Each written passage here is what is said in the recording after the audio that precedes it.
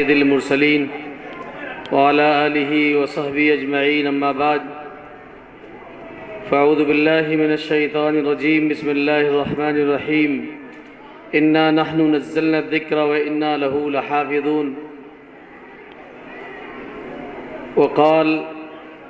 قل هل يستوي الذين يعلمون والذين لا يعلمون انما يتذكر اولو الالباب وقال النبي صلی اللہ علیہ وسلم خیرکم من تعلم القرآن وعلمہ۔ سب سے پہلے تو میں بچوں سے یہ کہنا چاہتا ہوں، بچے اور بچیاں وہ امتحان میں تو پاس ہو گئے، لیکن جلسے میں کیسے بیٹھنا چاہیے خاموشی کے ساتھ اس میں فیل ہو گئے۔ اب بتاؤ، آپ فیل ہونا چاہتے ہو یا ابھی بھی اگر خاموشی سے بیٹھ جاؤ گے تو جلسے میں بیٹھنے کی بات پر ہم تمہیں پاس کر دیں گے۔ بتاؤ، پاس ہونا چاہتے ہو فیل ہونا چاہتے ہو؟ اب پاس ہونا چاہتے ہو تو خاموش ہو جاؤ بالکل، اور ہمیشہ کے لیے یہ وعدہ کرو کہ کبھی بھی کوئی پروگرام ہوگا یا پروگرام نہیں بھی ہو، ہم کہیں بھی بیٹھیں مسجد میں کہیں اور، تو خاموشی کے ساتھ بیٹھنا چاہیے، ٹھیک ہے؟ اب بالکل خاموش ہو جاؤ، کس کو انعام ملا کس کو نہیں ملا، کس کا نمبر آیا، یہ سب بعد میں گھر میں جا کے ہوگی۔ ابھی مسجد میں ہم یہ جو پروگرام ہو رہا ہے یہ مسجد میں ہو رہا ہے، مسجد اللہ کا گھر ہے، اور مسجد کے اندر باتیں نہیں کرنی چاہیے، دنیاوی باتیں نہیں کرنی چاہیے۔ تو اب سب خاموش ہو جاؤ اور کسی دوسری طرف مت دیکھو، میری طرف دیکھو۔ میرے کو جانتے ہو تم، میں بھی گاؤں کا ہی ہوں، جیسے تم گاؤں کے ہو نا، میں بھی گاؤں کا ہی ہوں، تو مجھے اچھی طرح دیکھ لو، پہچان لو کہ یہ بھی ہمارے گاؤں کا آدمی ہے، ٹھیک ہے؟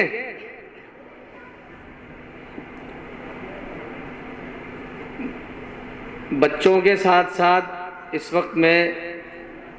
زیادہ ذمہ داری کی بات جو کہنے کی ہے وہ بڑوں سے ہے،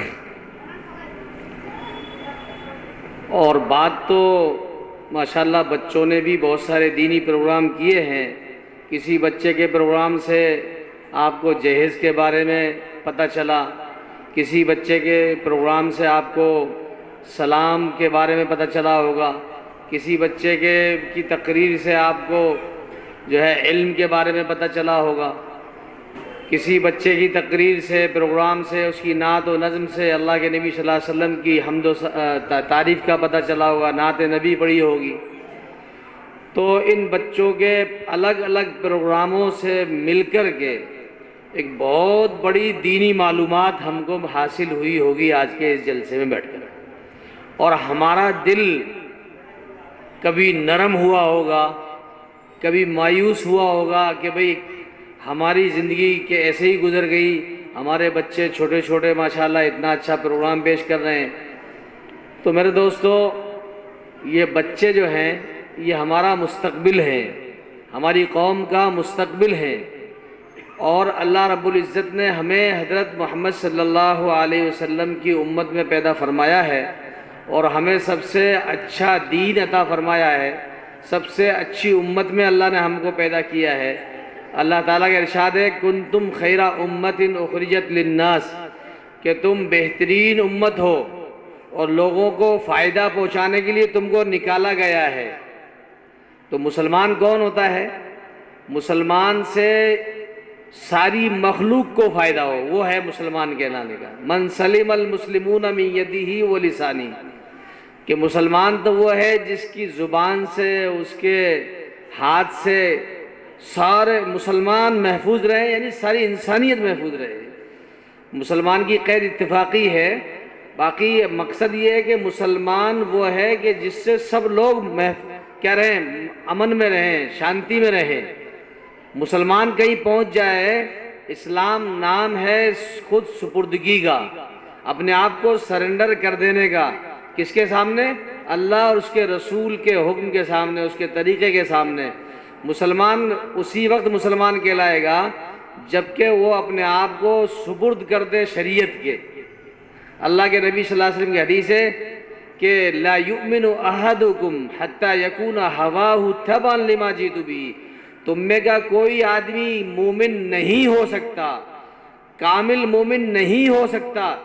جب تک کہ وہ اپنی خواہشات کو اس دین کے تابع نہ کر دے جس کو میں لے کے آیا ہوں۔ اللہ کے نبی صلی اللہ علیہ وسلم جس دین کو لے کر کے آئے ہیں اس دین کے تابع کرنا پڑے گا ہمیں، اپنی خواہشات کو، اپنی مرضیات کو، تب جا کر کے ہم کامل مسلمان اور کامل ایمان والے ہوں گے۔ تو اب ہر آدمی اپنے گریبان میں منہ ڈال کے دیکھ لے کہ ہم نے شریعت کے اور دین کے اپنے آپ کو کتنا تابع کر رکھا ہے۔ تابع نہیں کرنے میں جہاں ہمارے ساتھ نفس و شیطان لگا ہوا ہے، اس کے ساتھ میں ایک بڑی وجہ یہ ہے کہ ہمارے پاس علم کی کمی، دین کے علم کی کمی کی وجہ سے ہم بہت سی چیزوں میں اپنے آپ کو شریعت کے تابع نہیں بنا پاتے۔ ہمیں یہی پتہ نہیں ہے کہ کون سا کام تو شریعت کا مطابق ہے اور کون سا کام شریعت کے مخالف ہے۔ اللہ کے نبی صلی اللہ علیہ وسلم کی حدیث ہے کہ طلب العلم فریضۃ علی کل مسلم، علم کا حاصل کرنا ہر مسلمان پر فرض ہے۔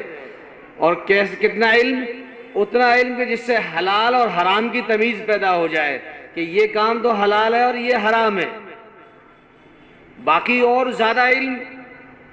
جزیات کا علم عالم بننا یہ فرض کفایہ ہے، لیکن اتنا علم کہ حلال اور حرام کی تمیز آدمی میں پیدا ہو جائے یہ فرض عین ہے، ہر آدمی کے اوپر فرض ہے۔ لیکن آج المیہ یہ ہے، افسوس یہ ہے کہ مسلمانوں کا ایک بہت بڑا طبقہ ایسا ہے کہ جس کے پاس یہ فرض علم بھی نہیں ہے، اس کو پتہ ہی نہیں ہے۔ مثال کے طور پہ کوئی بالغ مرد یا عورت ہے، اگر اس کو غسل کے فرائض پتہ نہیں ہے تو یہ اس کے اوپر غسل کے فرائض کا معلوم ہونا یہ فرض عین ہے ایک بالغ مسلمان کے اوپر، اور اس کو پتہ نہیں ہے تو وہ کتنی بڑی کمی اس کی زندگی میں ہے اور اس کے ایمان اور اسلام میں ہے۔ اس لیے میرے دوستو، یہ جو مکاتب کا نظام ہے، مکاتب سب سے بڑی یہ جو پریشانی ہوئی امت کے اندر، جو جہالت کا دورہ ہوا ہے اور جہالت کا جو اضافہ ہوا ہے، اس کی بنیادی وجہ یہ ہے کہ ہم نے مکاتب کی طرف دھیان نہیں دیا، امت کے ذمہ داروں نے مکاتب کی طرف دھیان نہیں دیا۔ اگر ہر بچہ ہمارا مکتب میں پڑھنے آتا اور مکتب میں اس کو ضروری دین سکھلایا جاتا قرآن کے ساتھ ساتھ، ایک بات میں اور کہہ دوں،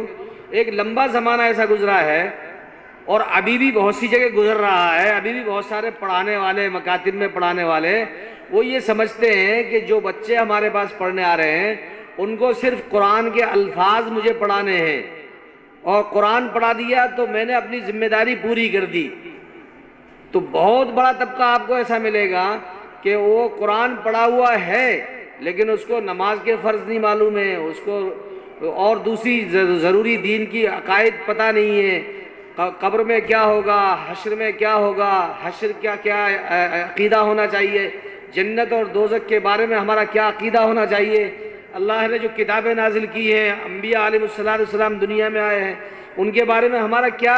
عقیدہ ہونا چاہیے، ان تمام چیزوں سے ہمارے وہ بچے نابلد ہوتے ہیں، واقف نہیں ہوتے۔ اس کی وجہ یہ ہے کہ ہم نے مکتب کا نظام درست نہیں کیا، اس کے تعلیم کا نصاب صحیح نہیں بنایا۔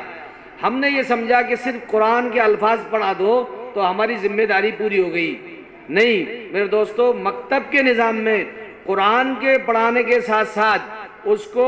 مبادیات دین بھی سکھلائے جائیں گے، اس کو توحید کی بھی تعلیم دی جائے گی، رسالت کے بارے میں بھی بتایا جائے گا، فرشتوں کے بارے میں بھی بتایا جائے گا، حشر کے بارے میں بھی بتایا جائے گا، قبر کے بارے میں بھی بتایا جائے گا، جنت اور دوزخ اور وہاں جو حساب کتاب ہوگا اس کے بارے میں بھی بتایا جائے گا، نماز کے فرائض، غسل کے فرائض، وضو کے فرائض، جنازے کی نماز، عید کی نماز اور بقرعید کی نماز، یہ ساری چیزیں ہم ان کو بتانی ضروری ہے، تب جا کر کے ایک مسلمان بچہ جو مکتب میں پڑھنے آ رہا ہے اس کے پاس گویا کہ ہم نے دین کا بنیادی اور ضروری علم دے دیا۔ اب آگے بہت بڑا علم تو سمندر ہے، اس کے لیے ہم اپنے بچوں کو اور آگے بھیجیں، عالم بنائیں، مفتی بنائیں، تو وہ فرض کفایہ ہے۔ لیکن ہمارا ہر بچہ مدرسے میں، مکتب میں آئے اور قرآن کے ساتھ ساتھ میں دین کی مبادیات کو، ضروری چیزوں کو بھی وہ سیکھے۔ ہم جب یہاں پڑھتے تھے گاؤں کی اسی مسجد میں،